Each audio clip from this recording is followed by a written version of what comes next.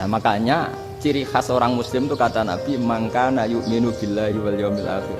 Jadi baik tetangga karena perintahnya Allah dan Rasul. Pentingnya apa? Bedanya karena berbuat baik ini perintahnya Allah, mbok tonggo apik lah kita tetap apik karena perintahnya Allah dan begitu juga dengan hubungan dengan istri, dengan bojomu lagi cerewet lah kita tetap apik.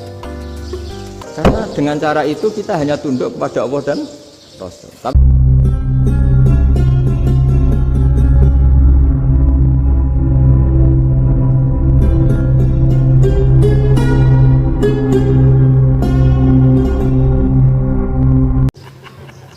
Itu ada daerah pesantren, saya ulang lagi ada daerah pesantren. Didikon pengajian, monggo nekani pengajian, maca selawat ning omah ganjaran padha wae. Ribet kan? Mau dibantah itu benar, mau dibiarin merusak tatanan. Jadi saya mohon sekali ya, jadi ilmu itu diperbandingkan supaya perbedaan-perbedaan itu biasa.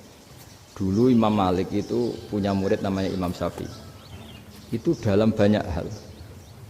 Itu perbedaannya tajam sekali. Ya saya ulang lagi, dalam banyak hal itu perbedaannya tajam sekali. Misalnya begini. Ini terakhir percontohan saya fikih, nanti dikaji sendiri. Ada seorang A'rabi, Ja'a A'rabiyun. Ini di hadis sahih diulang-ulang di semua Al-Kutubus Sittah ada peristiwa ini. Ja'a A'rabiyun ila Rasulillah sallallahu alaihi wasallam faqala ya Rasulullah ahlaktu. Qala wa ma ahlakaka? Qala wa qatu imraati fi nahari Ramadan. Ya Rasulullah, saya ini orang yang rusak. Kenapa? Saya ini hubungan intim sama istri saya ketika masih siang Ramadan. Singkat cerita orang ini dihukum berat sama Nabi. Hukumannya adalah karena dia membatalkan puasa ketika dengan hubungan intim. Sama Nabi dihukum kamu harus merdekakan budak. Wah, tidak mampu ya Rasulullah, saya tidak punya budak. Jadi ini bukti bahwa agama ini sangat sosial sehingga sebagian kafaroh harus memerdekakan budak. Kamu kalau gitu puasa 2 bulan, yang baru puasa 2 hari aja kecelakaan malah disuruh puasa 2 bulan. Ya sudah kamu ngasih makan 60 orang miskin, saya ini orang paling miskin.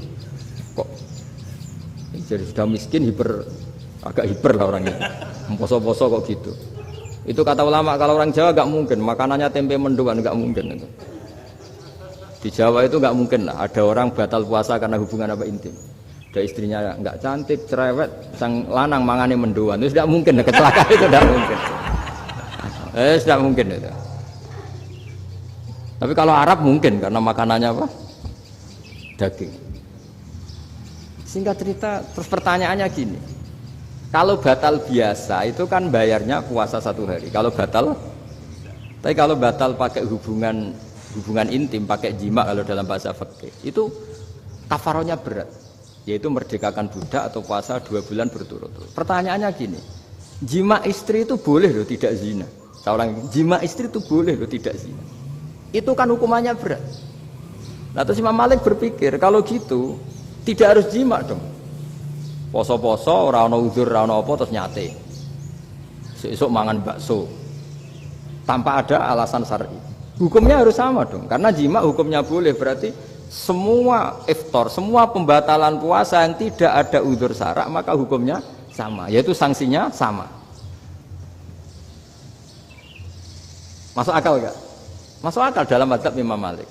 Dalam mazhab Syafi'i enggak. Mulai dulu jima itu beda.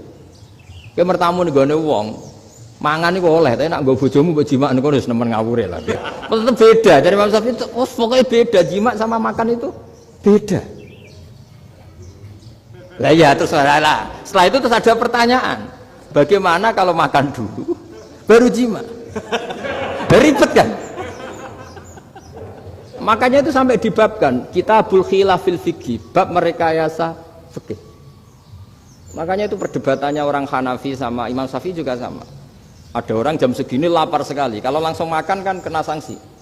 Ya pergi aja dulu, pura-pura ngaji ke Gus Bah gitu. Nanti kan jadi musafir kan? Wah, itu sudah boleh itu kan. Padahal enggak. Memang dia pergi itu karena supaya bisa makan. Wong enggak kepikiran ngaji kok tahu-tahu ingin ngaji. Mumpung Ramadan nah. Nah makanya dibabkan, apakah boleh merekayasa fikih? Tapi fikih bisa apa coba? Dengan status kamu musafir, ya memang boleh iftar, boleh berbuka. Lah itu terus jadi terus perdebatan ulama menyangkut fikih. Karena memang masalah furu'iyah. Sehingga termasuk perdebatan kita dalam perilaku, misalnya adat orang NU kalau habis salam itu menghadap ke kiblat, karena arah terbaik itu kiblat. Tapi sebagian orang Muhammadiyah atau mungkin semuanya menghadap ke makmum. Itu memang teks hadisnya itu kita yang meneliti hadis itu semua syarah itu berdebat. Nabi memuji kiblat itu arah terbaik, oke. Tapi di bab itu Nabi itu aqbala alaina, menghadap ke kita. Lalu pertanyaannya, kenapa menghadap ke kita? Ada mengatakan karena Nabi memang punya tradisi kadang ngendikan. Ya tentu dulu istilahnya tidak kultum, nggak ada istilah itu dulu. 7 menit itu nggak ada. Tapi ada ulama yang analisis begini, termasuk kitab Fathul Bari. Nabi itu tokoh sentral, taruh lagi Nabi itu tokoh sentral. Ini kata kitab Fathul Bari, bukan kata saya. Nah, orang-orang yang imamu qaumi, orang-orang yang jadi imam di daerah masing-masing, tetap kalau sholat itu ikut Nabi. Ikut Nabi, setelah salam langsung pulang. Jadi sebetulnya salam langsung pulang itu ya ada sejarahnya, karena dia mau jadi imam di daerahnya. Nah, tidak kebayang kalau Nabi itu madhep kiblat. Kalau Nabi madhep kiblat, orang yang masbuk yang barusan datang pasti langsung usolli, misalnya fardhu isya'i misalnya, terus makmum Nabi, padahal Nabi sholatnya sudah selesai. Jadi intinya gini, kata Fathul Bari, imam setelah salam itu harus bikin gerakan atau omongan atau apa saja yang menunjukkan kalau sholatnya selesai. Di antara gerakan itu adalah beliau harus menghadap ke hadirin atau menghadap ke utara atau apa saja yang penting menunjukkan kalau sholat ini sudah selesai. Itu fikih. Jadi fikih itu cara menganalisis itu memang unik, karena kalau Nabi tetap seperti itu, posisi pancet seperti itu, maka orang yang baru datang mengira Nabi masih sholat. Nah, pertanyaannya kalau mereka sudah takbir malah sholatnya tidak sah. Kenapa tidak sah? Menggantungkan sholat atau mengikatkan sholatnya dengan orang yang sudah tidak sholat. Jadi menjadikan orang yang nggak sholat sebagai imamnya kan nggak boleh. Maka Nabi harus memaklumatkan dengan gerakan itu bahwa beliau sudah tidak sholat. Karena orang datang dari berbagai daerah. Jadi nganalisis fikih, fiqhul hadis namanya. Itu ulama itu mau tidak mau debat. Karena pertanyaannya itu kenapa? Ya memang mau apa? Karena yang namanya sosial itu yahtamilu muhtamilatin, ada sekian kemungkinan. Makanya dalam madhab istimbat itu, ketika Nabi sodakoh pakai tamer, pakai kurma, itu lama mesti ngitungnya tuh kut itu makanan pokok. Sehingga Imam Syafi'i mengatakan kalau di Indonesia pakai beras misalnya, karena kutil balat di Indonesia itu beras. Oke, Imam Syafi'i mainstream. Tapi ketika era Yusuf Qaradawi di Al-Azhar di Mesir sana, ulama-ulama mulai usil. Sama sih ingat Mbah Mun sering gejlokan, lah iya petani gabah, petani padi wis melarat wajib zakat. Petani cengkeh, kakao, suga-suga ra wajib zakat hanya karena yang ditanam tidak makanan pokok. Jadi mulai ada ulama mulai gerah lah, kalau bahasa politiknya mulai gerah. Yang petani miskin gara-gara yang ditanam padi wajib zakat. Yang orang-orang di sana misalnya di Sulawesi karena tanamannya kakao atau cengkeh tidak wajib zakat karena bentuknya tidak makanan pokok. Geger kan di Al-Azhar geger. Hanya hampir semua ulama berpendapat ya sudah sekarang ketika Nabi menzakati makanan pokok itu jangan dihitung sebagai makanan pokok. Wa mimma akhrajna lakum minal ard. Apa saja, ma itu apa saja. Makanya kata Yusuf Qaradawi, ma itu apa saja. Makanya semua tanaman yang menghasilkan uang itu wajib zakat. Nah, masalahnya kitab-kitab Syafi'iyah itu sudah mamlu'ah, sudah penuh dengan penjelasan misalnya fala zakata fil khadrawat. Maka enggak perlu zakat untuk kayak kangkung, semangka dan sebagainya. Lalu kiai-kiai angkatan modern kayak Mbah Mun itu sering dapat masukan. Saya pernah dengar sendiri, Yai, saya ini punya sawah 1 hektar, tak tanamin padi, itu nggak pernah kaya saya. Sekarang tak tanamin kangkung malah saya kaya karena tiap 3 hari panen tak kirim ke Jakarta. Itu orang Indramayu yang tanya. Jadi gak tanam padi gak pernah kaya, tanam kangkung kaya. Nah, karena dia orang soleh, kalau zakat boten. Mau diwajibkan zakat tidak makanan pokok, mau tidak wajib dia kaya. Semenjak itu perubahan di Indonesia ikut. Akhirnya ada zakat, pokoknya asal tanaman yang satu nisab ya wajib zakat. Masih ada debat lagi. Ketika nanam ingin dipanen, itu dia petani apa pedagang? Karena nanti perdebatannya ikutnya zakat zuruk, zakat tanaman apa zakat pedagang. Kalau sampai nggak pernah debat berarti sebetulnya Anda tidak dosen Islam ini. Berusaha nggak pernah diskusi fikih apa Islam. Karena saya berkali-kali punya tamu itu begini, Gus saya ini pedagang melon. Tapi dia penanam melon. Jadi pedagang yang agak ingin badi banyak itu caranya gini Pak Rektor. Saya misalnya pedagang melon. Daripada saya kulak di pasar atau dari petani sudah mahal. Nyewa tanah sekian hektar terus ditanami melon. Setelah berhasil ini dia zakatnya tanaman apa zakat pedagang? Karena dia nanam itu mentalnya sudah pedagang. Padahal nanti zakatnya beda kan? Yang satu 2,5%, yang satu rubul usur sama nisul usur sama usur, 1/10 sama 1/20. Kalau zakatnya zuruk kan 1/10 atau 1/20. Yang satu rubul usur, kira-kira 2,5.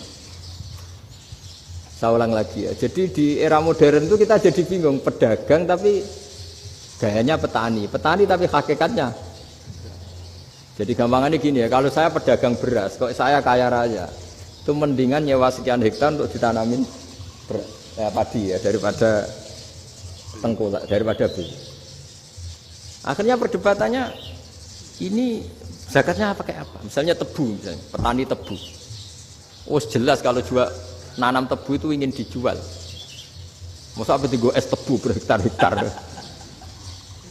Lah kira-kira kalau menurut jenengan ini zakatnya zakat apa? Tijarah apa zakat tanaman? Mentalnya tijarah, mentalnya pedagang.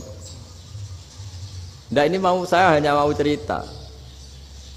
Khilaf kadang-kadang orang angen-angen. Khilaf itu nggak mungkin enggak. Ya sama seperti NU dan Muhammadiyah selalu khilaf awal Ramadan.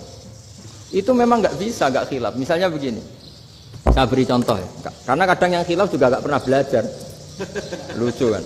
Tak beri contoh ya. 2001 itu abad keberapa tuh? Tahun 2001. Abad 21 abad 20? Abad 21. Jadi meskipun terpaut 1 tahun, padahal abad itu 100 tahun. Nah pikirannya orang-orang Muhammadiyah seperti itu. Hilal kalau sudah melewati garis ufuk, meskipun setengah derajat atau 1 derajat itu sudah ikut bulan berikutnya. Sehingga ya sudah meskipun sekian derajat sudah dianggap Ramadan. Nah pikirannya orang NU enggak. Harus ru'yah bil fi'li. Itu sebetulnya lagi-lagi sebenarnya enggak masalah NU dan Muhammadiyah, itu di kitab-kitab ya seperti itu. Kita ini enggak biasa goblok ya. Artinya kita tahunya, kita yang keluarga kiai tahunya kunut mazhab Hanafi, enggak kunut mazhab Syafi'i. Tapi tahu-tahu ini mazhab NU, ini mazhab itu aneh itu menurut kita ini anggap apa? Mana ada Muhammadiyah jadi mustahid, mana ada NU jadi mustahid. Jadi sebetulnya orang tahu semua lah kalau Abu Hanifah itu tidak kunut, Imam Syafi'i itu kunut. Imam Syafi'i pernah main di masjidnya Abu Hanifah ya tidak kunut, ditanya kenapa tidak kunut? Jenengan itu presiden kunut, tidak sanggup mati Abu Hanifah, dulu dia biasa aja. Sekarang geger, ya karena tidak punya kegiatan. Sebenarnya itu nggak masalah, mulai dulu biasa. Saya teruskan ya. Nah, menurut mayoritas ulama nunggu ru'yah bil fi'li. Ru'yah bil fi'li itu gini. Mata telanjang bisa melihat karena agama ini menggantungkan perintah itu sama melihat. Kalau kamu tidak melihat itu bagaimana kena hukum? Ibarat gini, Pak Rektor datang ke rumah saya tapi saya nggak tahu. Kena nggak saya hukum harus menghormati? Dia datang nggak sembunyi-sembunyi. Saya kena hukum harus menghormati ya kalau melihat, kalau enggak ya enggak. Tapi Pak Rektor tetap bilang, tapi saya hakikatnya datang, jadi saya datang itu. Itu kan ribet. Akhirnya ya sudah, itu nggak ada khilaf sampai mati ada khilaf karena yang satu menggantungkan hukum itu digantungkan sama tahu. Kalau tidak tahu ya, misalnya baju saya ini hakikatnya ada najis, pas sholat saya tidak tahu, sholat saya sah apa enggak? Sah, karena hakikatnya ya memang saya tidak tahu, tapi hakikatnya ada najis apa enggak? Ada. Ya sudah, itu sama-sama masuk akal. Ada lagi khilaf yang senam otak. Fasyamu salasati ayamin fil haji wa sab'atin idza raja'tum.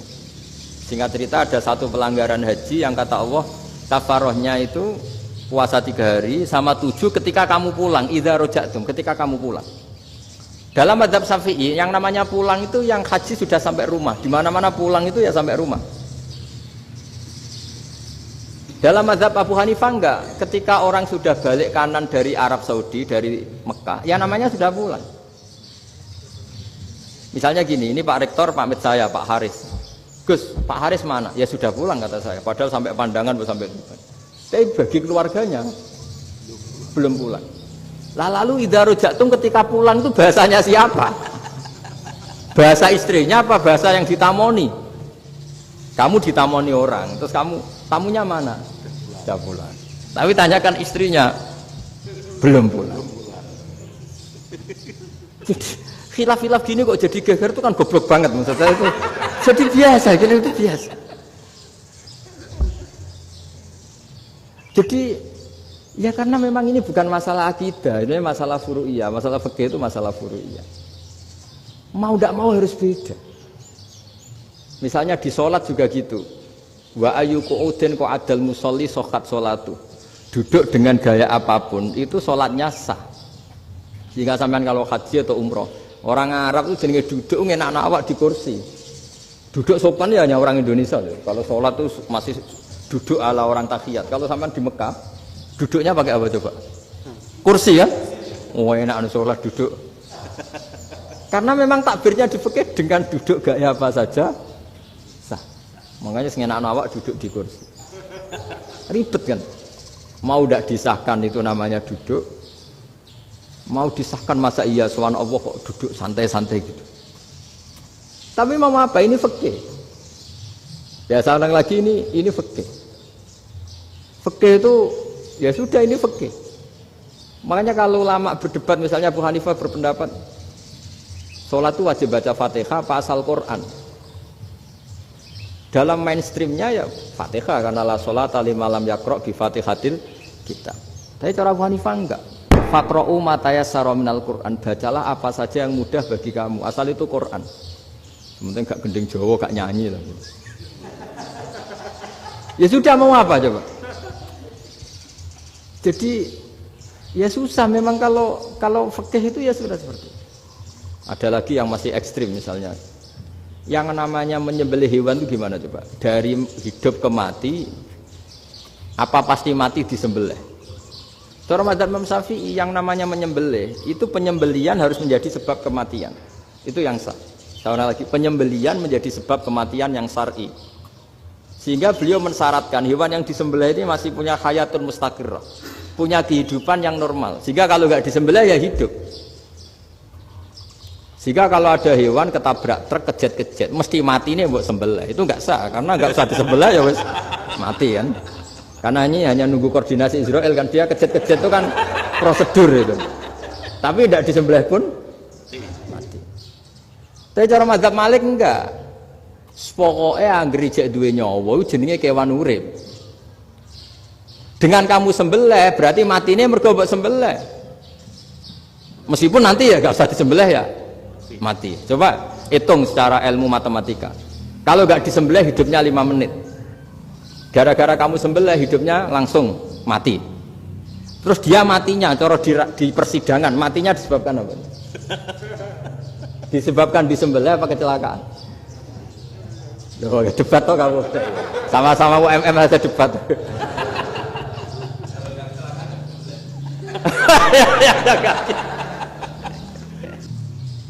Saya ini termasuk kiai yang masih orisinil. Maksudnya orisinil gini. suatu saat atau kapan saja saya kok sudah tidak laku jadi kiai, asal Islam jalan tetap senang, karena nggak penting yang populer saya apa enggak itu tidak penting, yang penting agama ini tetap jalan. Sama, negara ini harus jalan siapapun presidennya. Nah, ini penting saya utarakan karena perbedaan antara nafsu dan komitmen beragama itu tipis sekali. Sehingga dulu pernah ada cerita, ini bukti keadilan Rasulullah SAW. Pernah suatu saat Nabi itu ngaji, yang ngaji seperti ini. Terus ada pemuda dengan cueknya melewati masjid yang sedang dipakai Nabi ngaji. Singkat cerita semuanya ngomel ya, bergumam. Celaka betul pemuda itu, ada Nabi ngaji kok tidak ikut ya. Tapi Nabi secara besar hati ngendikan, ini ada di beberapa kitab di Fadhailul Kasbi, keutamaan kerja. Kata Nabi, pemuda itu mau mencangkul di lahannya. Jika dia mencari nafkah untuk keluarganya, untuk kebaikannya, maka itu bagian dari ajaranku. Jadi Nabi berbesar hati bahwa kerja seperti itu bagian dari ajarannya. Jadi tidak harus datang ke majelis ngaji. Dan bisa saja yang sedang hadir itu ya orang yang hindari istrinya minta belanja, dari ngaji terus benar dituntut belanja kan gitu. Mungkin anak-anak UMM yang kesini daripada tengok-tengok yang Malang bosen jalan-jalan ke Rembang gitu. Nah, jadi nggak mesti benar juga niatnya gitu. Jadi ya sama itu. Jadi kalau di dunia kiai yang masih orisinil itu nafsu itu benar-benar dilatih. Maka masyhur dalam cerita ada orang perang sama Ali radhiyallahu anhu. Ketika perang ini sangat semangat. Tapi ketika orang itu meludahi dan Sayyidina Ali ini tersinggung karena diludahi, Sayyidina Ali langsung angkat tangan. Sudah, perangnya nggak usah diteruskan. Karena saya marah sama kamu sekarang demi nafsu, karena kamu meludahi saya. Padahal saya tadi motifnya demi Allah dan Rasul. Jadi sangat tipis bedanya kita emosi karena diri kita dan emosi karena Allah dan Rasul. Sehingga ketika diludahin ini terus beliau mikir, jangan-jangan perang saya karena saya diludahi. Nah, yang hilang dari peradaban modern adalah Allah itu tidak begitu hadir di hati kita. Saya sering cerita di mana-mana, teks hadis itu sebenarnya berbunyi gini, ini hadis sahih. Mangka na yu'minu billahi wal yaumil akhir fal yukrim jarohu. Ada yang fal yukrim jarohu doifahu, ada yang fal yakul khairan aw yasmut. Siapa yang iman dengan Allah dan Rasul maka harus memuliakan tetangganya, memuliakan tamunya. Dulu itu ada seorang ulama dipanggil anak muda, dibully dari sekarang. Wahai kiai, datang ke rumah saya. Datang kiai itu. Setelah sampai ke rumah orang itu, silakan kiai kembali ke rumahnya, saya tidak butuh kiai. Kiai itu dengan riang kembali. Setelah di rumah dipanggil lagi, Pak Yai silakan datang ke rumah saya. Datang lagi. Ya senyum-senyum kiainya santai. Wah nggak jadi butuh Pak Yai, silahkan kembali lagi. Sampai 3 kali. Oh itu kalau rektor digitukan marah itu. Dosen marah. Kiainya santai. Santai, senyum-senyum, rileks. Ketika ditanya, kenapa Pak Yai tidak tersinggung? Jawabannya unik. Anak muda, saya ini senang sekali nuruti perintah Allah, disuruh menghormati tetangga. Sehingga ketika Anda manggil ya saya datang. Ketika Anda nyuruh pulang ya saya pulang. Saya senang sekali nyenangkan tonggo. Dan itu perintah Allah, jadi tidak ada hubungannya dengan kamu. Wah pemudanya nangis minta dimaafin. Kalau kita kan enggak, kita ini dosen, kiai, mungkin kita doktor, mungkin kita profesor. Tapi kita ini sering didikte oleh orang bodoh. Kalau orang bodoh itu jengkel, lo kita ya jengkel. Lo kamu jengkel, dijengkelkan orang bodoh itu namanya terdikte. Itu bodoh apa pinter? Wah itu tidak pinter sama sekali. Kalau betul-betul kamu pinter hanya bisa didikte oleh Allah Subhanahu wa Ta'ala. Jadi antara hukum Allah apa? Wa ahsin man asa'a ilaika, berbuatlah baik sama orang yang berbuat buruk sama Anda. Itu dikteannya Allah. Kalau dikteannya orang-orang bodoh kayak dimangkel ben mangkel, terus kamu mangkel. Itu bodoh apa pinter? Nah, problem kita kekinian adalah wong pinter, wong bodoh itu podo-podo bisa didikte oleh sekelilingnya. Terus karuan wataknya perempuan seperti itu, wataknya anak-anak seperti itu, kita didikte. Anak-anak jengkelin kita mangkel, berarti kita didikte oleh orang bodoh. Makanya agama itu unik. Kadang ngendikan wa ahsin man asaa ilaika. Kadang wasil man qata'aka. Sambunglah orang yang memutus kamu. Karena dengan demikian kita hanya didikte oleh Allah Subhanahu wa taala, bukan didikte oleh hukum sosial. Cara Jawane nak ngapiki tangga sing apik akeh tunggale. Berbuat baik sama yang berbuat baik pada kita itu mbok orang fasik ya seperti itu, maling ya seperti itu, sama. Tapi kalau berbuat baik sama orang yang berbuat jelek sama kamu itu baru luar biasa. Dan memang teksnya hadis wa ahsin man asaa ilaika. Berbuat baiklah sama orang berbuat buruk sama kamu. Jadi nggak boleh orang didikte. Makanya ngaji di sini diantaranya saya akan cerita dalam sebuah hadis sahih, dalam hadis hasan yang diriwayatkan Imam Tirmidzi ada kalimat dari Rasulullah Shallallahu Alaihi Wasallam. Dawe Nabi, la takunu imma'atan, taquluna in ahsanan nasu ahsanna wa in dzalamu dzalamna. Walakin watti'u anfusakum in ahsanan nasu an tuhsinu wa in asa'u alla tadzlimu. Kamu jangan jadi orang yang mudah diombang-ambingkan oleh orang sekeliling kamu. Yaitu kamu mengatakan jika orang baik ke saya akan baik, jika orang buruk ke saya juga akan membalas buruk. Itu namanya Anda didikte. Tapi berkomitmenlah kamu akan berbuat baik meskipun orang lain berbuat buruk. Nah sekarang logika sosialnya begini. Kalau di Indonesia itu ada 1000 kiai, ada 1000 profesor yang ingin membenahi Indonesia. Rata-rata orang awam itu semau duit. Terus mereka mendikte kita. Perilakunya agak simpatik, perilakunya jengkelin. Terus 1000 profesor ini ikut jengkel. Itu kira-kira jadi solusi apa goblok bareng? Sama 1000 kiai ini ikut jengkel, ini jadi solusi apa goblok bareng? Goblok bareng. Nah problem sekarang kita ini biasa didikte orang bodoh.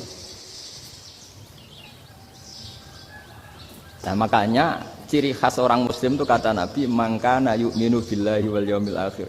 Jadi baik tetangga karena perintahnya Allah dan Rasul. Pentingnya apa? Bedanya karena berbuat baik ini perintahnya Allah, mbok tangga apik lah kita tetap apik karena perintahnya Allah dan begitu juga dengan hubungan dengan istri, dengan anak. Bojomu lagi cerewet lah ya tetap apik. Karena dengan cara itu kita hanya tunduk kepada Allah dan Rasul. Tapi kalau kamu istri saya kalau baik ya saya baik, kalau enggak ya enggak. Berarti Anda didikte oleh perilakunya dia. Itu latihan ya kalau dalam bahasa pondok latihan jadi wali itu yang paling berat. Nabi itu kalau sama orang munafik itu sabarnya Masya Allah. Padahal Nabi berso kalau orang itu orang munafik. Karena dengan cara seperti itu, bahwa kebaikan Nabi pada seseorang itu atas perintahnya Allah dan Rasul, bukan atas nama servis. Kalau Nabi hanya baik kepada Abu Bakar, itu mungkin orang bilang, wisadune wong Abu Bakar baik sama Nabi. Tapi kalau Nabi baik sama orang munafik, Abdullah bin Ubay bin Salul, itu kalau nggak perintahnya Allah dan Rasul itu nggak bisa. Nah ini cobalah berlatih seperti itu, sehingga kita tidak mudah didikte. Ya saya ulang lagi, nggak mudah apa? Didikte. Maka di antara kebaikan Allah dan Rasul adalah bahkan orang dolim saja diberi jatah rahmat. Makanya tadi seperti mukadimah yang dibaca Pak Haris tadi, agama ini rahmatan lil alamin. Orang yang dolim saja dapat jatah apa? Rahmat, apalagi yang soleh. Nah kemudian yang perlu dicatat, kenapa kita menjadi enjoy dengan Islam? Islam itu adalah agama yang tidak didikte oleh materi. Jadi kalau Anda ingin makan enak, mungkin kalau pikiran kebanyakan orang, anak-anak muda yang milenial, yang gaul, ingin makan enak ya makan yang disukai. Misalnya sate atau bakso Malang atau apa. Kalau orang-orang yang jadi wali nggak gitu cara berpikir. Ini yang masih orisinil. Ditanya, ini dunia baru kesulitan makanan, baru resesi. Cara makan enak gimana? Jawabannya lucu. Ya gampang, idamuhu alju. Idam itu lauk. Kalau kamu ingin makan lauknya paling enak apa? Alju. Kamu harus lapar banget. Sampai kalau puasa itu melihat tempe itu wah luar biasa. Tapi kalau kamu nggak puasa, air putih itu nggak menantang. Tapi kalau puasa, tempe air putih itu menarik dan Anda tetap lahap. Apa? Karena lauk terbaik adalah alju, yaitu lapar. Lah tapi kita ini enggak. Kita ini kayak orang bodoh. Kayak orang bodoh tadi, profesornya makan nyaman ya kalau sesuai selera. Nah itu kan sama dengan anak-anak ABG. Anak ABG itu makan lahap ya kalau yang disukai. Lalu bedanya apa ABG sama profesor? Kalau cara berpikir masih sama kan itu. Kiainya juga gitu, kiai makan enak kalau yang disukai, kalau enggak. Lu bedanya apa kiai sama orang awam? Orang awam juga gitu, makan lahap ya kalau yang disukai. Nah ternyata perilaku kita ini yang pintar sama yang bodoh sama mas. Kalau kamu ingin berkasta lebih baik, itu cara makan enak itu apa? Idamuhu al-ju'. Lauk terbaik adalah karena kita sangat lapar. Makanya masyhur dalam cerita-cerita tarikh sirah nabawiyah, Nabi diberi hadiah, beberapa hadiah. Di antaranya ada yang diterima, ada yang enggak. Termasuk yang dikembalikan itu dokter. Ada seorang raja memberi hadiah Nabi dokter Tobit. Itu sama Nabi dikembalikan. Karena dokter ini sudah lama kumpul Nabi itu nggak pernah sakit. Akhirnya dokter ini putus asa, ini nggak perlu diobatin. Ketika ditanya, kenapa ya Rasulullah engkau tidak pernah sakit? Karena kita ini kaum, kita ini komunitas masyarakat yang tidak akan makan kecuali lapar. Dan kalau sudah makan berhenti sebelum kenyang. Jadi sederhana sekali pengobatan zaman Nabi. Sebagian besar penyakit itu pasti disebabkan kita ceroboh dalam hal makan. Sudah ngerti kalau durian masalah, kalau makan durian enggak kehitung gitu. Apalagi kalau gratisan itu tambah banyak gitu. Pola tidur juga gitu kata Nabi, dan kita tidak tidur kalau tidak sangat ngantuk. Nah, itu namanya orang-orang soleh yang sudah ada didikte materi. Kalau yang didikte materi kan bisa tidur nyenyak kalau kasurnya enak, AC gini-gini. Sebenarnya enggak, tidur enak itu ya kalau sangat ngantuk. Mbok di gudang, mbok di bis, kalau sangat ngantuk ya semuanya ya enak. Sama, mbok lapar, mbok hanya tempe, tapi kalau sangat lapar itu ya enak. Nah ini ilmu yang mulai hilang, ilmu-ilmu yang mulai hilang. Nah, cara ibadah juga gitu. Kita ini kan, saya ini punya bapak kiai, mbah kiai, punya guru yang sangat alim ya seorang kiai Kiai Maimun. Itu dulu kita pengkaji ilmu itu tidak pernah tahu bedanya NU dan Muhammadiyah. Karena dulu Mbah Darwis itu, Kiai Dahlan itu dulu ngajinya bersama Mbah Hasyim ketika di Indonesia yang ngaji Mbah Soleh Darat. Mbah Soleh Darat itu dulu ngajinya sama buyut saya ke-6, namanya Mbah Soleh Asnawi di Kudus. Mbah Soleh Darat itu dulu alim-alimnya orang Jawa ya Mbah Soleh Darat, Soleh bin Umar. Tempatnya di Semarang, tapi beliau itu sebenarnya orang Jepara yang dekat Kudus. Setelah di Mekah, Mbah Hasyim ini mondoknya ya, mulazimnya ke Syekh Mahfud Termas. Tapi sesekali ke Syekh Khotib Minangkabau.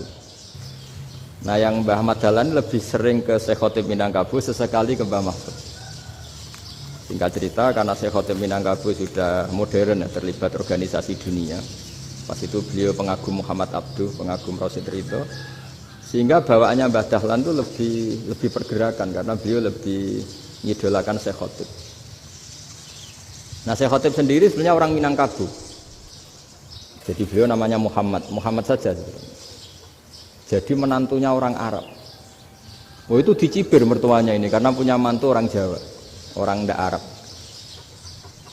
Singkat cerita terus si mertuanya bilang gini, kamu jangan pernah bilang kalau orang Arab itu mansa kanal Arab, orang yang bertempat di Arab. Walakin mantakallama bi arabiyyin fasihin, tapi orang bisa ngomong Arab secara fasih. Singkat cerita, kalau kamu tidak percaya, nanti suatu saat menantu saya kalau Jumatan, tidak usah kamu kasih tahu, langsung suruh jadi khotib. Nggak usah kamu kasih tahu, sarannya tidak usah kamu kasih tahu. Kalau sekarang kan enggak. Kalau dosen mau jadi khotib kan mengumpulkan materi dulu. Lucunya di antara materinya itu dari TV. Makanya jadi ribet kan khutbah sekarang. Kalau musim corona ya akan ngomong corona, musim apa yang ngomong apa. Jadi lagi-lagi didikte oleh media. Sebenarnya kalau ngomong kan sesuai kebutuhan umat, ini obatnya apa. Tapi enggak sesuai trending topik, itu kan kayak anak-anak gawe. Ini dokter kok gitu kan aneh. Singkat cerita si khotib ini enggak dikasih tahu, saya Muhammad tadi enggak dikasih tahu, langsung disuruh khutbah. Fatakallama bikalamin fasihin. Dia ngomong fasih sekali. Bahkan ngalah-ngalahi fasihnya orang Arab asli. Semenjak itu beliau dapat gelar Al-Khotib, orang yang cakap berpidato berkhutbah. Hanya terus dia Khotib Al-Minangkabau. Jadi orang Indonesia itu luar biasa. Dulu yang namanya orang Indonesia di Arab Saudi itu dihormati sekali karena yang kesana itu pasti ulama. Sudah alim di Indonesia kesana, termasuk Mbah Ahmad Dahlan, Mbah Hasyim dulu karena sama-sama muridnya Mbah Soleh Darat. Lama-lama yang kesana itu TKI TKW itu ya mulai agak dibully. Dulu Syekh Nawawi di antara ijtihad yang dihormati itu beliau mengkritik nyuwun sewu orang yang kan orang biasanya normalnya kan muji orang mati syahid. Hebat orang mati syahid itu hebat gini. Oke, kita sepakat orang mati syahid itu hebat. Tapi kata Imam Nawawi dengan syarat niatnya itu li'ila'i kalimatillah dan itu bawaan takdir. Saya ulang lagi, itu bawaan takdir, harus mati di medan perang. Tapi tidak boleh seseorang ini niat perang tapi niatnya supaya syahid. Karena kalau begitu berarti dia berniat supaya menjadi maktulal kafir, orang yang dibunuh orang kafir. Kedua, dengan dia mati berarti pasukan Islam berkurang. Berarti dia ingin pasukan berkurang, hanya ambisinya dia ingin langsung ke surga. Misalnya pasukan orang Islam itu 10, orang kafir 10. Kalau kamu ingin syahid berarti mati 1 kan, tinggal 9 kan. Nah kalau yang seperti itu 10 kan mati semua. Gara-gara ingin syahid akhirnya perangi rapati tenanan, benang mati, benang mlebu swarga. Kata Syekh Nawawi, ya enggak. Kalau kamu perang sama orang kafir ya niat menang. Dengan niat menang ini kamu ingin li'ila'i kalimatillah. Tapi kalau kamu ingin syahid berarti kamu menuruti keinginan nafsu kamu yang cepat masuk surga. Itu orang Arab kagumnya bukan main. Karena di mana-mana orang itu dinilai dari niatnya. Paham ini ya? Tapi perang loh ya, dalam kondisi perang, bukan teroris. Perang itu artinya orang kafir yang ingin bunuh kita, itu perang namanya apa? Perang. Dulu orang cerita syahid itu hanya pokoknya syahid itu hebat, pokoknya syahid itu hebat. Syahid di medan perang itu hebat, pokoknya syahid di medan perang hebat. Tapi ketika Syekh Nawawi memberi penjelasan ilmiah, jika kamu perang ingin cepat mati, ingin cepat syahid, artinya ini untuk pemenuhan diri kamu, karena kamu bayangkan langsung masuk surga. Kamu lupa bahwa dengan kamu dibunuh kekuatan Islam berkurang. Akhirnya beliau memberi penjelasan. Syahid itu bagus, itu sebagai takdir. Hanya takdir itu kita perang yang ingin menang, tapi takdirnya mati. Jangan dibalik. Oleh perang rapati tenanan, benang mati namun bu. Itu yang pertama, termasuk ulama yang pertama memberi penjelasan itu Syekh Nawawi. Akhirnya melahirkan kekaguman yang luar biasa dengan tafsir Munirnya itu. Terus beliau itu orang yang rileks kalau menjelaskan ilmu. Ini ya juga guru-gurunya Mbah Hasyim, Mbah Guru sama Mbah Hasyim sama Mbah Ahmad Dahlan Syekh Nawawi. Jadi dulu yang alim di Arab itu ada Syekh Nawawi, ada Syekh Khotib Minangkabau, ada Syekh Bakir Jogja, ada Syekh Mahfud Termas. Itu orang Indonesia banyak sekali yang alim. Bahkan diantaranya yang dikagumi Al-Azhar itu juga orang Indonesia, nama Syekh Abdul Manan, itu mbahnya Syekh Mahfud Termas. Itu pertama ada duta besar Indonesia di Mesir, itu termasuk barokahnya Mbak Abdul Manan tadi, itu juga orang Indonesia. Jadi pemahaman ulama Indonesia itu khas, termasuk ketika memaknai apa? Syahid. Ketika memaknai apa? Syahid. Itu unik. Ketika Syekh Nawawi diuji dulu itu yang namanya ulama diuji dulu oleh 100 ulama. Jadi dulu ya ada kompetisi. Imam Bukhari diakui jadi ahli hadis itu diuji oleh mi'atu muhaddisin, 100 orang ahli hadis, sanad dibolak-balik, matanya dibolak-balik, tapi beliau tetap bisa mengembalikan proporsi sanad itu. Syekh Nawawi pernah diuji gini. Ayul afdol al ulama awe salatin. Keren mana ulama sama raja atau sama orang-orang kaya, sama penguasa? Ya keren ulama. Dibully sama orang. Tapi setahu saya banyak ulama yang antri di rumahnya raja, tapi saya tidak tahu melihat raja antri di rumahnya ulama. Kan kebanyakan kan mungkin ustadz atau kiai yang antri ngajukan proposal kan enggak. Nah, kalau raja kan enggak pati itu, malah enggak usah antri, kiainya sudah nyambut sebelum datang. Jawabannya lucu Syekh Nawawi itu, dan yang tanya itu langsung diem. Ya karena ulama itu tahu fungsinya uang, sehingga cara nyari sampai seperti itu. Sementara raja-raja itu tidak tahu fungsinya ilmu, makanya tidak pernah sowan ulama. Sehingga jadi ya dianggap enteng saja. Ulama kan tahu fungsinya uang, tahu untuk pondok, tahu masjid. Sementara raja tidak tahu fungsinya ilmu. Jadi itu khas Jawa ya. Khas Jawa, khas Indonesia. Apa-apa yang menurut orang banyak dengan tanda kutip itu buruk atau baik, itu orang Jawa menafsirkan tuh gampang saja. Sehingga semenjak itu Jawa itu dipandang betul. Saya punya kitab namanya Qadayal Haji wal Umrah.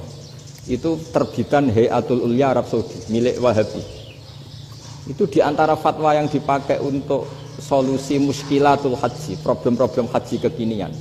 Itu fatwanya syekh-syekh yang dari Indonesia, termasuk Syekh Khotib Minangkabau, Syekh Nawawi Banten, Syekh Bakir Nur Jogja.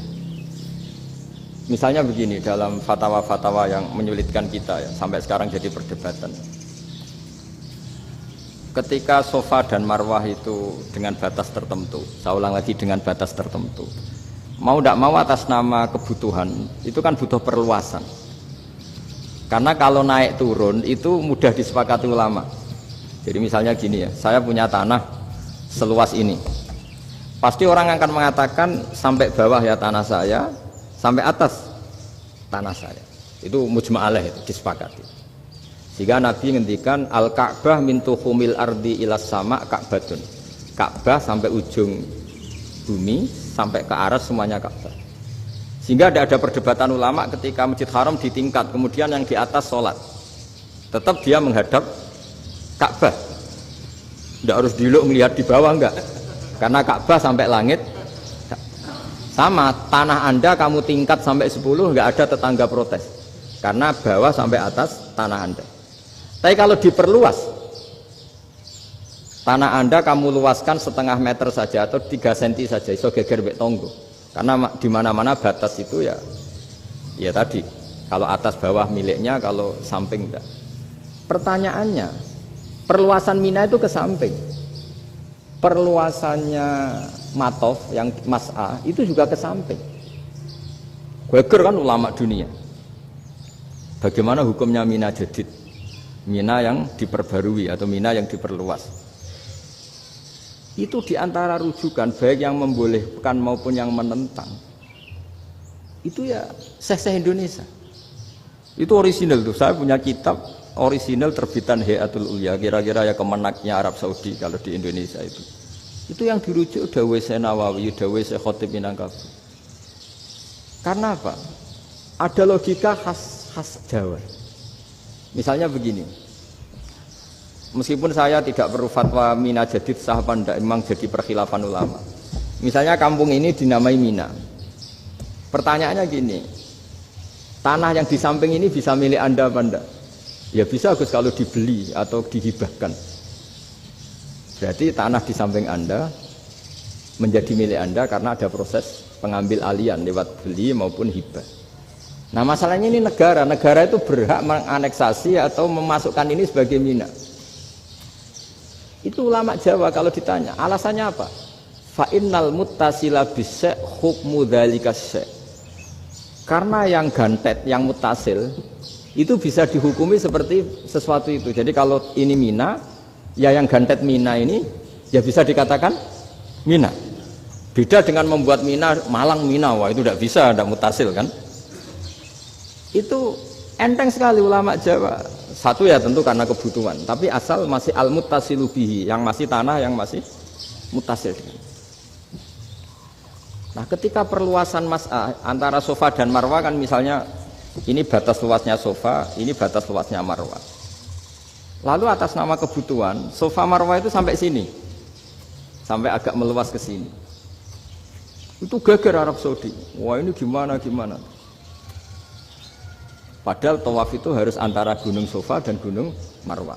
Sa'i itu ya. Tapi kalau istilah Quran memang tawaf sama-sama. Makanya apa? Inna Sofal Marwata min sya'airillah faman hajjal baita wa i'tamara fala junaha alaihi ayyat tawafati. Nah, jadi kalau istilah sa'i di Quran itu masih tawaf. Karena harus ada, kalau bisa lah, bukan harus. Kalau bisa memang harus ada unsur muternya. Kita kalau sa'i kan dari sini Sofa sampai sini Marwah. Terus kan agak muter ke sini. Nah, kan agak membentuk lingkar, nah, makanya Quran tetap mengistilahkan apa? Tawaf. Jadi bukan sini ke sini terus sini ke sini kan enggak, tapi sini sampai sini terus muter kan, terus sini. Jadi antara setar dan selama ini prakteknya kan gitu ya. Sofa ngambil sini, terus ke sini, terus agak muter. Nah, karena ada unsur agak muter ini terus orang menyebut apa? Toa. Tapi itu bukan syarat sah, ini cerita ideal. Saya ulang lagi ya. Gunung Sofa itu puncaknya atau pucuknya kalau dalam bahasa Jawa itu ya hanya segini, ini sampai sini. Nah, kelompok Islam yang fikih keras nggak boleh diperluas karena Allah memilih tempat ini itu spesial, jadi nggak boleh ke yang lain. Tapi ketika kebutuhan mendesak, mau tidak mau harus diperluas. Itu jawabnya Kiai Jawa lucu. Gunung sing ketok itu sing dhuwure tok. Sikilane luwih ombo. Jadi karena kita kan gunung kan bentuknya gini. Nah, sofa yang kecil itu yang atasnya, tapi sikilannya sini kakinya lebih luas. Jadi boleh perluasan asal tidak melebihi kakinya. Nah, dihitung ya lebih luas. Jadi Kiai Jawa itu kayak wong delok gunung Penanggungan, kayak gunung Arjuna. Di mana-mana puncak gunung itu lebih kecil timbang kakinya. Artinya diperluas ini bukan berarti tidak di sofa dan tidak di, itu khas Kiai Jawa. Jadi jangan kira orang Jawa itu tidak hebat sekali. Termasuk perkembangan hotel di Arab Saudi. Itu dulu sebelum ada hotel. Buyut saya kelima atau keenam dulu haji, namanya Badur Rahman. Itu kalau mau ingin apa ya, menghindari terik matahari itu masuk gua. Itu masuk gua itu hanya separuh badan, kakinya di luar. Jadi jangan bayangkan kalau gua di Indonesia kayak gua Akbar di Tuban orang bisa masuk jalan-jalan, enggak. Gua di Arab itu kayak cepitan batu, tidak sampai masuk. Sehingga kepalanya dimasukkan, kakinya masih kena matahari, saking panasnya Arab Saudi. Sehingga dalam bayangan hijrah ketika Nabi bersembunyi di gua Sur, itu kata Abu Bakar, kalau orang kafir melihat kakinya pasti melihat kita karena nggak bisa masuk penuh. Jadi orang itu mau dempes tok. Sehingga ya kira-kira luasnya gua paling segini. Makanya guyonannya kiai-kiai itu untung nggak kayak gua Indonesia. Kalau kayak gua Indonesia laba-labanya capek karena luas sekali. Jadi jangan bayangkan gua Arab tuh kayak gua Indonesia. Makanya bayangannya andai kan orang tuh melihat ke bawah pasti melihat kita karena orangnya nggak bisa masuk penuh, nggak bisa masuk 100%. Ya kayak cepitan batu lah mirip. Itu kan mirip Gunung Uhud. Gunung Uhud kata Rasulullah, nanti kalau kamu perang itu di atas, menang atau kalah di atas. Musuh biar di bawah. Dengan di atas kamu bisa manah. Jangan bayangkan kayak Gunung Merapi, kayak Gunung Penanggungan. Lah kalau Gunung Penanggungan manah ke bawah yang leyang kan. Jadi gunung di Arab itu kayak bukit. Ya sampean pernah kan ke Uhud itu ya sama ini aja tinggi ini kan. Nah ini yang mulai ada mis. Makanya nerjemah itu susah di Indonesia. Karena jabal itu udah harus tinggi. Kalau tinggi nggak bisa manah dari atas ke bawah kan nggak ngefek kan. Sampai kalau ke Uhud gunungnya kan pendek sekali sehingga yang manah dari atas ke bawah ya kalau kena musuh ya celaka karena memang dekat. Ya kalau gunung Indonesia manah dari atas ke bawah yang ngeleyang nggak ngefek. Nah itu susahnya nerjemah bahasa Arab ke kita. Jadi apa ya, transkrip itu nggak gampang karena ada pengertian yang beda. Kita kalau bilang gunung itu tinggi sekali sampai banyak mahasiswa tersesat ya saking tingginya. Kalau orang naik Uhud nggak akan tersesat, wong ketok dari bawah itu. Nah ini pentingnya ngaji ya. Jadi akhirnya ulama-ulama Indonesia itu dipakai rujukan. Jadi mulai Mbah Hasyim, Mbah Ahmad Dahlan sampai era buyut-buyut itu masih orang alim. Lama-lama yang di Indonesia ini orang-orang yang bodoh. Sehingga orang Jawa kalau ke sana dibully, ya Jawa tak kuluh kaya. Orang Jawa itu penggaweane itu makan ular. Karena belut itu kalau di kamus itu persis ular. Dulu itu kan kamus tidak full color. Gara-gara gak full color, gambar belut sama ular itu sama. Belut itu belut sama ular kalau nggak full color gambarnya sama apa enggak? Sama. Terus orang Jawa itu kan masih banyak yang makan bajing itu apa? Ketupai. Bajing kalau digambar tidak full color sama dengan tikus. Gambar yang tidak warna. Hitam putih. Sehingga kita ini dibully pemakan tikus dan pemakan ular. Karena belut itu persis ular kalau digambar yang tidak full color. Sampai datang Syekhona Khalil, datang ulama. Ngarang kitab ya judulnya Al-Belut. Karena enggak terima bangsanya dinyek makan apa? Ular. Terus dikarang. Wal belut hayawanun bakhriyun, terus ya isu fi kadza wa kadza. Itu beda dengan al-hayyah. Itu diterangkan. Mulai bisa nerima. Terus sistem hotel juga gitu. Sampai tanyakan dalam sejarah dulu orang Sedayu ada namanya Syekh Mukhtar. Syekh Mukhtar bukan bikin rumah besar yang siapapun orang Indonesia haji itu nempat di sana. Nah itu yang menginspirasi akhirnya ada hotel. Dulu Syekh Mukhtar hanya menyediakan untuk hujat-hujat Indonesia. Lama-lama jadi hotel. Ndak mau saya mau cerita. Kata Mbah Mun sering cerita. Kenapa wa ma arsalnaka illa rahmatan lil alamin, kata Mbah Mun, Allah itu pasti bikin ulama yang tidak produk Arab itu pasti ada. Kalau orang Arab jadi ulama wajar, bahasanya Arab, domisilinya di Arab. Tapi Allah akan selalu bikin ulama yang tidak bangsa Arab. Imam Ghazali itu Tus itu Persia. Imam Bukhari itu kira-kira kalau sekarang ikut Uzbek. Ya. Imam Bukhari itu kalau negara sekarang ikut mana? Uzbek. Kenapa demikian kata Mbah Mun? Karena Allah sudah ngendikan wa ma arsalnaka illa kafatal linnas. Manusia semua ini kena khitabnya Islam. Kalau tidak ada ulama yang dari berbagai negara, kesannya Islam itu hanya milik orang Arab Saudi. Makanya Allah selalu bikin ulama-ulama yang bahkan tidak Arab. Termasuk Imamul Muhaddisin, yaitu Imam Bukhari, itu orang Uzbek, orang Rusia lah kalau sekarang ikut Uni Soviet dulu. Imam Ghazali itu orang Persia. Syekh Nawawi itu orang Banten. Karena Allah ingin memaklumatkan bahwa Islam ini untuk semua, sehingga orang yang tidak Arab pun bisa belajar Islam. Yang alimnya itu nggak kalah sama orang apa? Arab. Makanya ini PR ya. Kalau Gus Dah Ploso nanti ngendikan suatu saat orang belajar Islam itu bahkan orang Arab pun bisa belajar ke Indonesia. Kalau orang Indonesia bisa alim betul kayak dulu. Sekarang banyak liga antar ulama. Itu orang Indonesia pasti masuk. Ulama-ulama top dunia. Itu pasti orang Indonesia banyak yang masuk.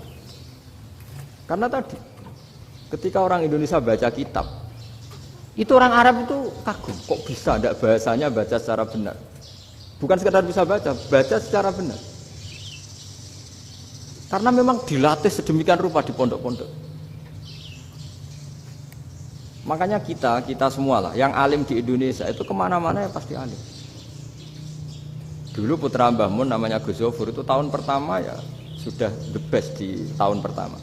Kalau tahun pertama the bestnya ilmunya bawaan dari sarang, dari keluarganya. Gus Najib mondok di Said Muhammad tahun pertama sudah dipuji sebagai yang teralim karena ya sanggup. Kalau dipujinya tahun ketiga, tahun keempat kan mungkin dapat dari sana. Ini tahun pertama. Saya ulang lagi tahun pertama.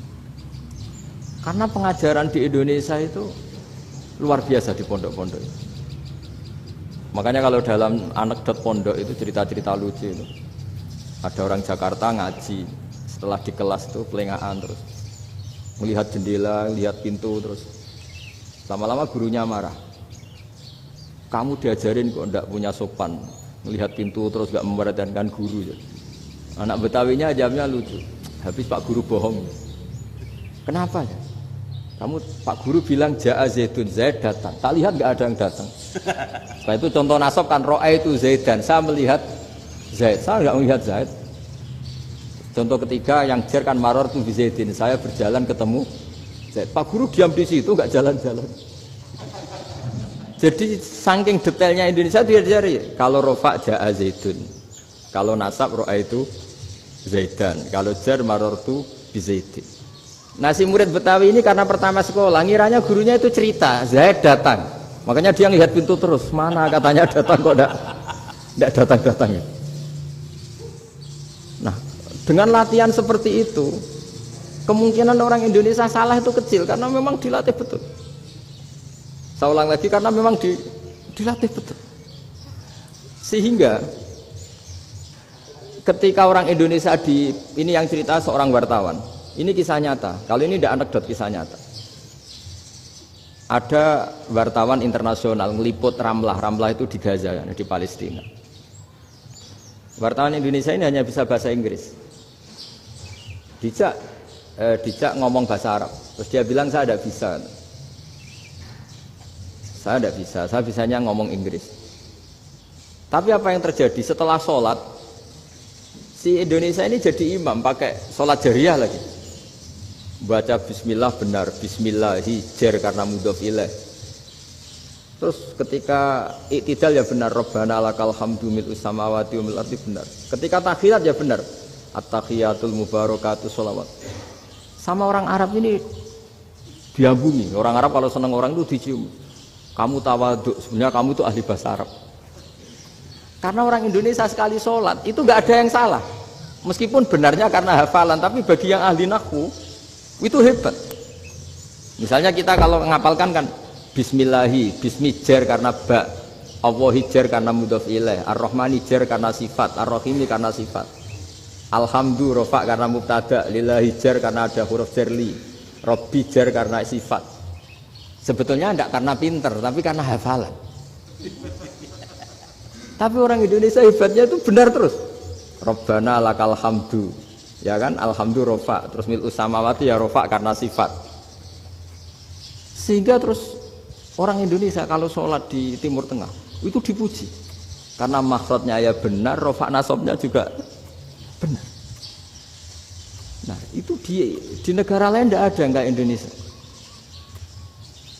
Orang Cina itu sering bikin marah orang-orang Arab karena kalau dongo itu nggak fasih kayak orang Indonesia. Orang Indonesia kalau dongo ya Allahumma tohir qalbi.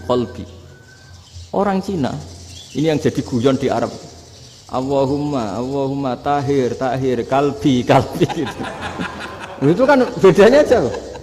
Itu orang Arab pertama membiarin, lama-lama kalbun entak gitu. Maksudnya asu-asumu gitu. Karena dia bilangnya qaf itu kaf. Jadi kalau Allahumma do Allah tahir, kula aturi nyucekno panjenengan kalbi ing asu ingsun kan. Tapi kalau qalbi itu ati ingsun, tapi kalau kalbi anjing ingsun. Bedanya qaf sama kaf. Ana arah kalbun entak. Asu-asumu maksudnya kan. Tapi padahal orang Cina itu paling dilihat teksnya ya pakai qaf. Orang Indonesia enggak, mulai kecil dilatih sak fase-fase. Sampai ya sulit betul latihan Fatihah itu. Kalau di Kudus malah sampai 3 bulan Fatihah itu. Sampai at-tahiyyatu, kurang bersih. At-tahiyyat sampai itu. Sampai ada cerita itu orang dipanggil maftuhin itu enggak melengak, harus maftuhin. Baru melengak. Tapi barokahnya itu orang Indonesia kalau dongo memang benar-benar Allahumma tohir qalbi. Ya Allah sucikan hati kami, bukan tahir kalbi. Karena sekali jadi kaf itu maknanya anjing saya. Ya Allah sucikan anjing. Jadi ini orang Indonesia. Jadi kata Mbah Mun, dawe Mbah Mun, illaka fatal linnas, bahwa agama ini milik semuanya. Itu diantara bukti Allah menghendaki atau mendesain Islam seperti ini, orang yang belajar di Indonesia itu pengetahuannya Islam, pengetahuannya tentang Islam itu tidak kalah sama yang belajar di Al-Azhar, sama yang belajar di Arab Saudi. Makanya ini PR-nya UMM, PR-nya IAIN, PR-nya UIN. Bisa enggak sealim mereka dalam bahasa Arab? Nah, bahasa Arabnya mau man anta, ana zaidun. Jangan sampai, karena kita di sana ini kadung dibully. Orang Arab tuh kalau bully kita, sampai tak kasih cerita. Oh, itu ngawurnya Masya Allah. Kata dia, ada anak orang Indonesia haji. Si anaknya orang Indonesia dijotos sama anaknya orang Arab. Dijotos, dipukul. Singkat cerita terus si orang Indonesia nggak terima, anaknya yang orang Arab dipukul. Yang balas bapaknya. Orang Arab tanya, lima ada dorobta ibni, kenapa kamu mukul anak saya? Itu orang Indonesia bahasa, wah aku biasa. Jadi hanya bilang gitu. Artinya anak saya dihada ya maka tak ada. Bahasa Arabnya gitu. Anak saya dipukul maka saya balas mukul. Itu orang Arab mantuk-mantuk oh gitu. Paham? Suatu saat ada orang Indonesia itu sama orang Arab itu dilus-lus itu ya digini-giniin. Karena dia latihan bahasa Indonesia, latihan bahasa Arabnya itu masih mufrodat. Jadi kalau mengartikan yadun itu tangan, saro itu jalan. Jadi kalau jalan ya saro-saro. Roksun itu kepala, ana itu ingsun. Jadi karena dia nggak ngerti penggunaannya, itu bahasa Arabnya itu yadun anta. Jadi bukan yaduka tapi yadun anta. Berarti tangan kamu. Saro-saro itu jalan-jalan. Ala roksi ana yang atasnya sirah ingsun. Jadi mestinya yang benar kan yaduka saro ala roksi atau gitu. Tapi enggak dipotong-potong. Yadun tangan kan, anta kamu. Berarti tangan kamu. Saro-saro jalan-jalan. Roksun itu sirah, ana ingsun. Jadi di atas kepala saya. Orang Arab tertawa-tawa. Tapi paham.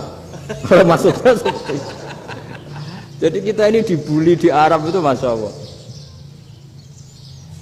Jadi akhirnya lahirlah ulama-ulama tadi yang saya sebut tadi. Bahkan pernah lama sekali ulama Indonesia itu jadi master di Arab Saudi. Yaitu Senawi Banten. Itu kalau orang sana bilang itu Sayyidu Ulama Il-Hijaz. Top-topnya ulama Mekah Madinah. Padahal beliau orang Indonesia.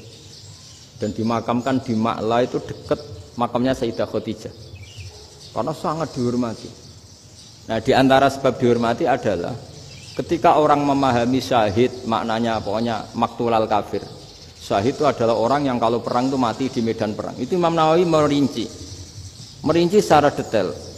Kalau dia perang supaya tujuannya mati syahid cepat ke surga, berarti dia nuruti hadzun nafsi, ingin cepat ke surga. Tapi dia lupa bahwa dia dengan terbunuh pasukan Islam berkurang kekuatan.